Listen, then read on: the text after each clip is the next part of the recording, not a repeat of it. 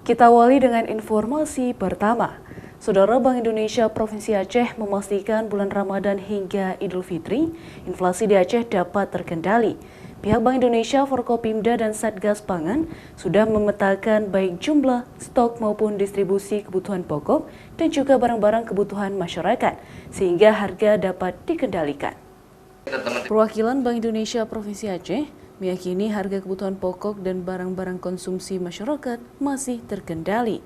Walaupun ada sedikit tekanan lebih karena beberapa kebutuhan naik, namun secara umum harga masih stabil. Inflasi hingga saat ini masih terkendali lantaran stok pangan yang cukup.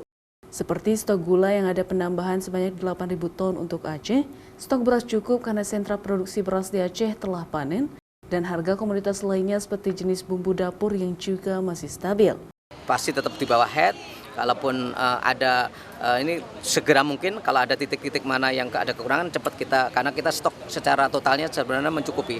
Kita tinggal nanti distribusinya, masalah distribusinya mana yang kekurangan harus segera mungkin untuk jangan sampai masyarakat merasakan harga itu kenaikan di satu titik tertentu karena kita tidak bisa mendistribusikan dengan lancar.